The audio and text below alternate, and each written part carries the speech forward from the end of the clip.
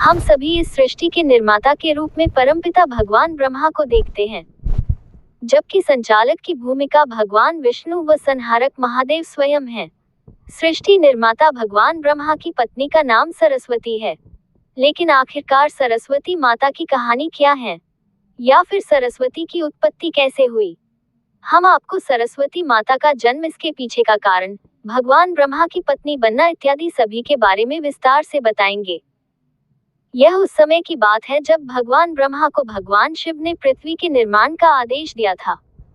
महादेव के आदेशानुसार भगवान ब्रह्मा ने सृष्टि व इस पृथ्वी का निर्माण किया।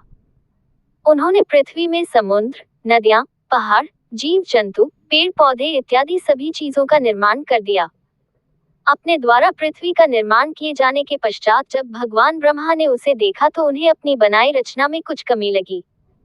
पृथ्वी दिखने में तो बहुत सुंदर थी, लेकिन चारों ओर केवल मौन व उदासी छाई थी।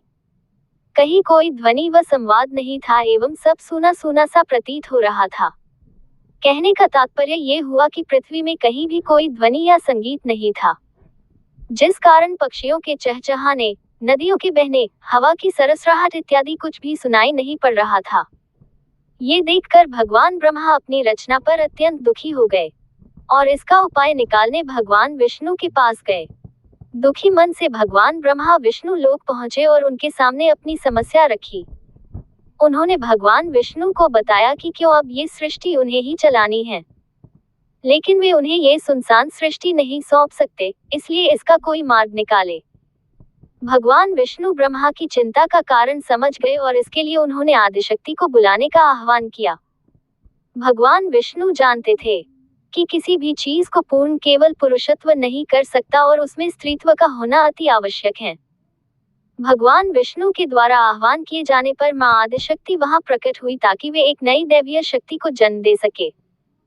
मां के प्रकट होने के बाद भगवान ब्रह्मा ने उन्हें सृष्टि का अवलोकन कर उसकी कमी को दूर करने की याचना की। मां आदिशक्ति ने सृष्टि का गहन अध्ययन किया और पाया कि इसमें तत्व तो सभी विद्यमान हैं, लेकिन ध्वनि व संवाद की कमी है। साथ ही सृष्टि में बुद्धि व ज्ञान का भी अभाव था। अब मां को एक नई शक्ति का विकास करना था, जो सृष्टि की इस कमी को दूर कर सके।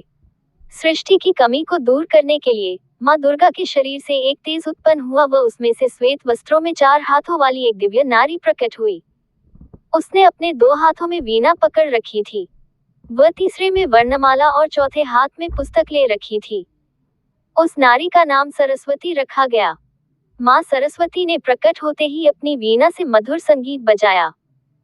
वीणा का संगीत बजते ही विश्व के समस्त प्राणियों में वाणी का विकास हुआ। वायु में सरसराहट होने लगी, जलधारा में कोलाहल हुआ व पूरा विश्व मानो चहक सा उठा। पूरी पृथ्वी में विभिन्न प्रकार की ध्वनियां गुंजायमान हो उठी, जिस कारण हर किसी में एक नया उत्साह व उमंग का संचार हुआ। इसी के साथ उन्होंने विश्व के सभी प्राणियों व जीव जंतुओं की प्रजातियों में उनकी क्षमता के अनुसार विद्या का विकास किया। मां सरस्वती के प्रभाव के कारण ही हर जीव के अंदर विभिन्न कार्यों को करने की दक्षता थी। वह सभी में उसी अनुसार अलग अलग कौशल विकसित हुआ। इसके बाद मां आदिशक्ति ने ब्रह्मा जी से कहा कि जिस प्रकार मां लक्ष्मी भगवान विष्णु की आदिशक्ति है, मां पार्वती महादेव की, उसी प्रकार मां सरस्वती आपकी आदिशक्ति व धर्म पत्नी होंगी। मां आदिशक्ति के कहेनुसार भगवान ब्रह्मा ने मां सरस्वती को अपनी अर्धांगिनी के रूप में स्वीकार कर लिया। इस कारण हम सभी मां सरस्वती को विद्या, बुद्धि, वीणा व संगीत की देवी मानकर उनकी पूजा करते हैं।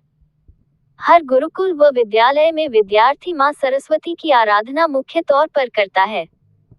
संगीतकार भी मां सरस्वती को अपनी आराध्य देवी मानते हैं।